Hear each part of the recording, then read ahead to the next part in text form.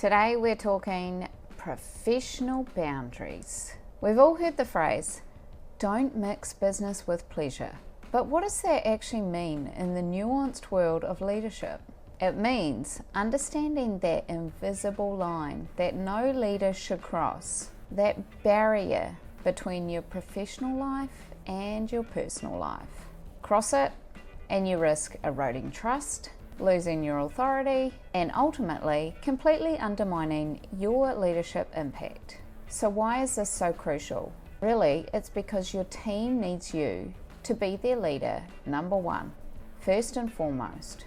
They need you to be impartial, fair, honest, and someone they can rely on for professional guidance, not a casual friend or confidant for their personal drama. So let's dive into these boundaries that you need to maintain, why they're so vital, and what to do if you've accidentally blurred them. Boundary number one, personal information and oversharing. This is one of the most common pitfalls. As leaders, we want to be relatable and approachable, and that's great. But there is a difference between being human and oversharing. What oversharing could look like is disclosing intimate details about your relationships, your financial struggles, your family drama, or even excessive complaints about your boss or the organisation that you work in to your team. When you share too much vulnerable information with your direct reports, you can shift the dynamic from reporting to you as their leader to confiding as their friend. It makes it a lot harder for them to see you as an impartial authority. It also creates a bit of discomfort. Employees often don't know how to react to their leaders' personal struggles. They might feel obligated to give support that they're actually not really required to or equipped to. And worse, they may feel they are obligated to, as it might impact their job. It can also damage your perceived impartiality. If you're seen as confiding in your team members or particular members of your teams, other people might perceive that those people that you're confiding in have some special influence over you. I don't know about you, but I have definitely been in situations in the past where I've had a boss who overshared, particularly information about others in my team, so my colleagues. The example that really sticks was when they were complaining about one of my colleagues and the behaviours that they were displaying. I knew exactly what they were talking about, as I had seen these behaviours as well. But I also felt completely torn between being seen as a mature and trusted member of their team who they could confide in, and feeling kind of awkward about the fact that they were telling me these things about my colleague, which actually made me feel somewhat vulnerable, as were they also airing all of my behavioural issues to other members of the team? It made me shut down a little bit, as I didn't really want to contribute to the conversation and then have that information potentially being told to other people. But I also didn't want to appear untrustworthy and as though I was going to go blabbing to the colleague that they were talking about. I tried not to say anything, but it put me in a really awkward position, and I found I didn't really trust them anymore, as I wasn't 100% sure that they weren't saying things about me to my other peers too. Now, as a leader, it can be quite easy to fall into this situation. You work with these people 5 days a week, and are probably with them more than you are your family. So we can all get a little bit comfortable in our roles and our positions and our conversations. So if you think you've slipped a little bit in this, start pulling back. Focus conversations on work-related topics. Don't turn into a robot though. There is a balance. You're allowed to admit that you have children and a family. If you get too professional, you can come across as a bit fake and inauthentic. A little bit of you is probably going to be required if you want to be a truly authentic leader. Now, if you find yourself in the middle of a conversation where you know that you've revealed just a little bit too much personal information about yourself, I suggest you quickly acknowledge it in the moment and pivot. I'd do this with a bit of a joke, like, wow, that was a bit too much personal information. Now, about the timeline for that project or whatever it is you're talking about. The sooner you can get a grip, the better. Model the type of behaviour that you expect. Now, boundary number 2, social media and excessive after-hours contact. As we know, we are very connected. And this one is a little bit trickier, but it is very important. What this can look like is friending people on social media who are actually your direct reports, engaging in excessive DMs or text messages outside of work hours that aren't related to work, or even if they are related to work, non-urgent, or consistently socialising with team members after work. Early in my career, when I was not a leader or a manager, I had a boss who was a self-confessed workaholic. I would frequently get texts after work about work issues that weren't that important and definitely could wait. They were usually them just wanting to chat through some kind of issue or something that was happening. And I didn't really mind because I actually really liked them as a person. But at the same time, I didn't really think I could not respond if I was busy doing something else either. Now, as a leader, I wouldn't want to be doing that with my team unless it was really urgent. I'm really conscious of what is their own time and what is work time. Even when it comes close to them finishing for the day, I'll try and wrap things up so that I know that I'm finished talking to them about whatever it is by the time it's time for them to go home. I also don't really want them having an open door to contact me after hours if it's non-urgent too. So this works both ways. Very, very early in my career, where I definitely was not leadership material, like first job, I had a boss who went through a relationship breakup and then wanted to go to after work drinks with me all the time. It was not our previous working relationship, as they had previously been quite professional and had very good boundaries. But I was young. I was early 20s. I was going out anyway. However, it did change the dynamic at work for us for sure. I actually think it made it easier for me and worse for them, as they definitely were not as hard on me as they had been previously. But when they did tell me off, it did feel a little bit like I was being told off by a friend. So a good experience to learn from before I went into leadership.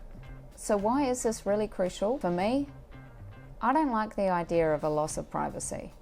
Sharing my social media accounts with people that I work with could be kind of uncomfortable. I don't necessarily need them to see pictures that are for my family and friends. I also don't need them to be asking me on Monday morning about the occasion that I went to that there were pictures from. I don't really want to do it. There is also elements of favoritism that could be perceived by others. If you're going out with team members that report to you after work or in the weekends, but you're not going out with all your team members after work or in the weekends, there could be an element of them perceiving that you hold those other people in a higher regard than them and might treat them differently. So just, in my eyes, you shouldn't be doing it at all. Makes it really complicated. And not to mention that if you're texting your team members after hours about things that are non-urgent, there's that feeling of having to always be on. So for them, it could lead to burnout if they feel obligated to be responding to you all the time too. So if you've slipped a bit and you need to re-establish those boundaries around social media and sharing information outside of work, reset your boundaries again. If it's social media, change your privacy settings. Just tell them that, look, I'm cleaning up my account and trying to put a bit more of a boundary between professional and personal, or whatever rationale is going to make the most sense for you. Try and stick to communication within work time. Don't contact people after hours unless it is urgent. You can also do this by modeling this kind of behavior. So if you have slipped and people are texting you after hours and you've been responding, slow it down. Just gradually pull back. Maybe if it's nothing to do with work and it's not important, you could even not reply. And if they bring it up, just say, oh, sorry, I got caught up with my family. And then slowly, if you're not responding and you're not reacting and you're not sending those messages, they should gradually go away. If you want to be really direct and get into a bit of radical candor, you can just tell them.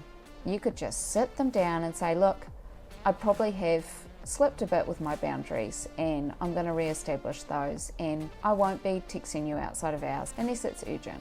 So don't be offended if I don't reply. Boundary number 3, engaging in negative talk or gossiping. This could look like participating in conversations where everyone is complaining about the big boss or a policy or the organisation or, not great, other team members. This one can actually be easy to fall into. Even if you hear all of that and you go, oh, I'd never do that. You have a bad day, the organisation decides it's going to make a major change, you're annoyed about it, you find yourself hearing about it in a situation with other team members, and you can't help but contribute to what they're saying. Just be really mindful of the boundary that you have to set here as the leader. I've also done another whole video on engaging in workplace gossip and how to prevent this from eroding your team's engagement and unpicking the damage that it does to your team. So make sure you check that out. Hopefully it's quite clear cut, but engaging in the negative talk or gossip is really damaging. If you're seen as gossiping with other people and including your team, they're going to perceive that you also gossip about them. This shatters the idea of psychological safety and the trust that your team needs. It also undermines authority. If you're complaining about the big boss, company policies, the organisation in general, you're undermining the work that you should be supporting and leading. You are the one that sets the tone. If the leader gossips, the team will too. So to re-establish this boundary, stop immediately. When gossip starts, if you're there, pivot the conversation. If someone complains about another leader or something happening in the organisation, if it's one-on-one, listen to them, hear their opinion, and acknowledge their feelings, and then redirect them to what the solutions could be. It could be completely outside of their control, and they need to understand that. Boundary number 4 is emotional dumping and expecting your employees to manage your feelings. This is a slightly nuanced one, particularly for empathetic leaders. What it looks like, if it's overt, is you basically treating your team like your therapist. It could be expressing overwhelming emotions such as anger or stress or frustration openly in front of your team members. If you have witnessed this, you'll be well aware of what it can do for your reputation as a leader. I don't want my manager to download their feelings and their personal stresses with me. I work really hard to try and have a balanced and consistent approach with my team members so that even if there's some major drama happening at home, I'm not bringing that to work. If I have a consistent and calm approach, then they know what to expect from me. They know that if they bring something that's a problem or an issue or a mistake, I'm not going to overwhelm them with my emotions about what it is. This is crucial because if it's not managed, you're basically turning your employees into a caregiving role, which is inappropriate. Remember, they probably have their own stress too. They could have a whole lot of other stuff going on in their life that you might not even know about. It can also really unsettle the team, as if you come across like someone who cannot handle themselves in a crisis, they will not feel safe when a crisis does happen. So if you've slipped on this one, recognize when you're feeling strong feelings. Make sure that you have a support system outside of your direct reports to support you during those times. Family, friends, colleagues that you trust, even professional coaches. Try and practice emotional regulation. If you do have a tough moment, try and manage it professionally. Well, I'm a wee bit frustrated with this and it's going to be a challenge, but let's work on this together. Then refocus the team's needs or tasks. Make sure that you apologize if you've inadvertently offloaded. And then pivot, move on. When you can master these professional boundaries, you will come across as a confident, respected leader. You'll build trust, maintain authority, model professionalism, protect your energy, and create psychological safety for your team. Leadership is about clear guidance, influence, and setting a clear path.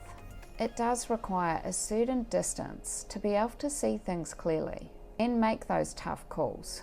This doesn't mean being standoffish. It just means having a clear understanding of where you're going to draw the line. You can be a great leader without needing to be everyone's friend. And if you want to know the pitfalls of being everyone's friend and how to unpick that, make sure you check out the video linked on your screen.